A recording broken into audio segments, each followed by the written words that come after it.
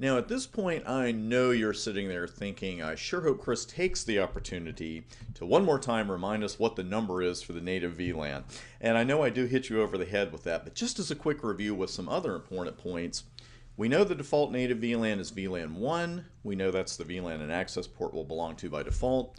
And we also know that trunk ports are members of all VLANs. So how are we tying all this together? What does the native VLAN have to do with our trunk ports? And why might we want to change the native VLAN? Well, in the previous video, we really covered what the native VLAN trunk port relationship is. We also know that ISL, which you're rarely going to see in production networks, doesn't even recognize the native VLAN, so it's going to encapsulate everything.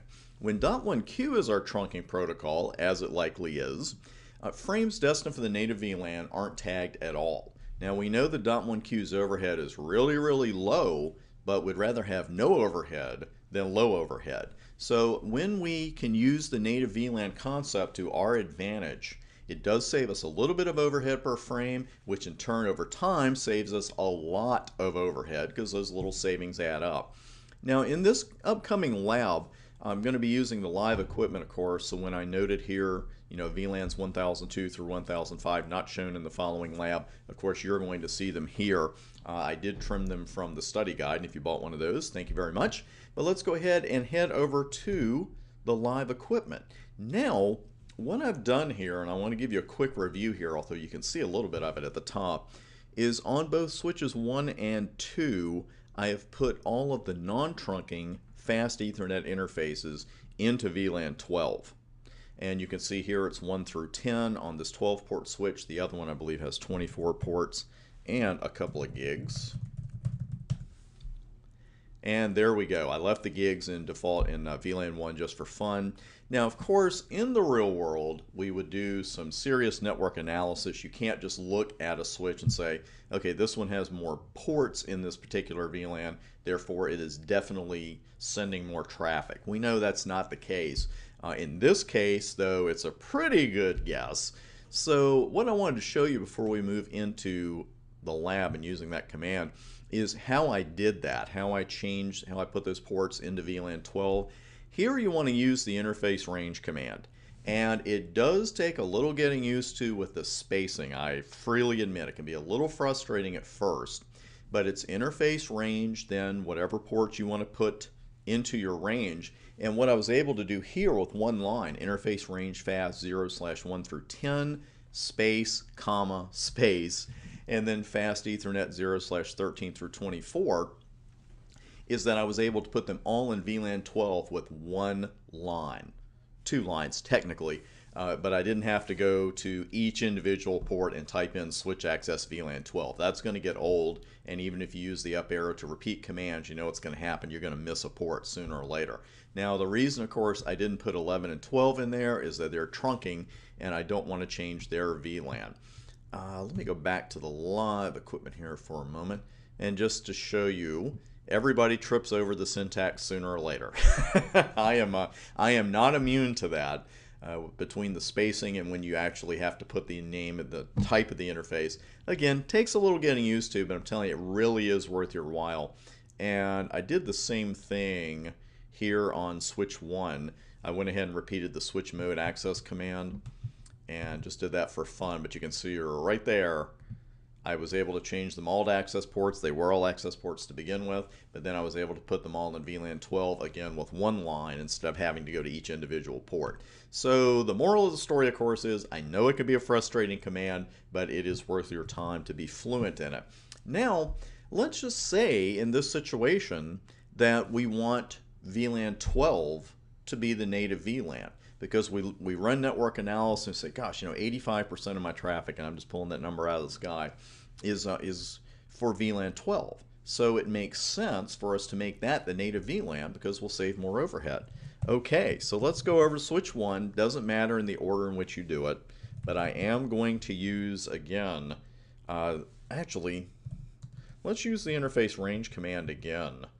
And here what I want to do is 11 and 12, because this is what you want to put on your trunk ports.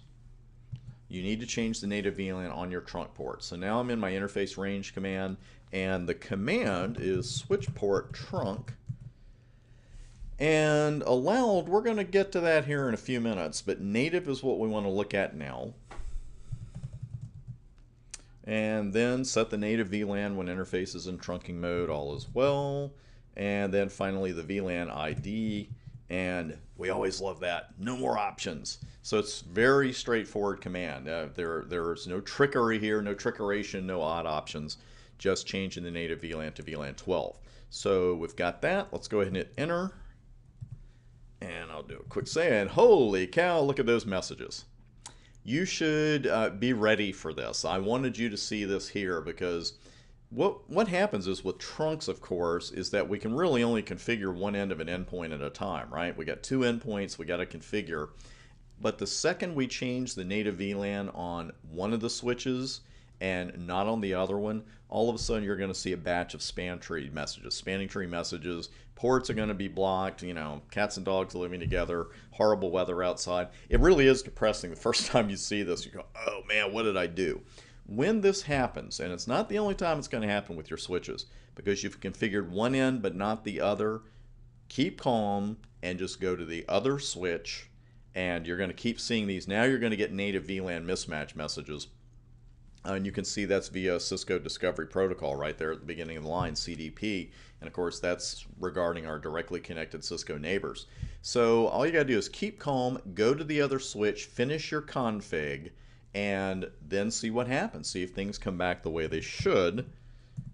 And that's what I'm going to do right here with switch 2. I'm going to use my range command again and just do 11 through 12, my trunk ports.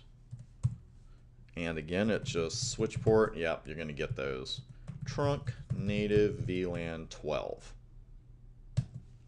We'll go back and examine those messages in detail in a moment. I want to give you a real world tip about those as well. So we have fixed the native VLAN, or have we? We don't see any more messages yet. Well, we have a bunch of messages, but these are good. We always like to see the word unblocking after something's been blocked.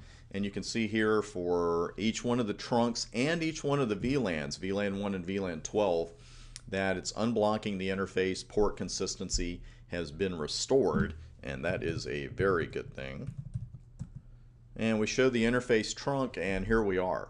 And we're really where we were before, except the native VLAN has been successfully changed to 12. You always want to run show interface trunk. First off, make sure your trunks came back up the way they should and that your native VLAN has successfully changed. We certainly should be fine on the other. I thought we might get a couple of logged messages there, but we didn't. But we've got native VLAN 12. Now everything's just fine, just back the way it was. And let's examine those messages a little more in detail.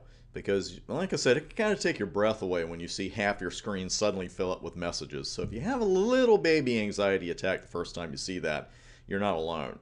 But we've got, again, just blocking messages here. You'll notice that these are marked with span tree. Of course, that's spanning tree. Plenty of spanning tree protocol information coming up in the next part of the course. But then we started getting messages via Cisco Discovery Protocol about the native VLAN mismatch. And the thing is, with so many messages, whether it's a situation like this, or whether you're debugging, that even if it's a debug or output that you haven't seen before, the information is right in front of you that you need. You just, again, have to remain calm. And I know I keep coming back to that, but I've seen admins, you know, kind of panic when they start seeing those messages scrolling up. And you can see here, it just tells us, you know, native VLAN mismatch discovered on fast Ethernet 011. And notice it even tells you what the native VLAN is that was found on the other end of this link. You know, it's saying 12, and hey, I don't understand because it's supposed to be, it's 1 over on this side. So really, that's it. That's all you got to do. There's no resetting or anything necessary after you get those messages. Once you fix the native VLAN or make it match on the other side, those messages are going to go away and you're perfectly fine. So that is really it for changing the native VLAN, and also some good information there about the interface range command. Now, I want to show you something quickly here about fine-tuning your NCAP types. Actually, we're hitting toward the time limit. So for a single video here. So let me go ahead and stop it here, and when we come right back, we're going to take a look at fine-tuning your end cap types and talk about that N hyphen we saw on one of the switches. We'll be right back on the next vid.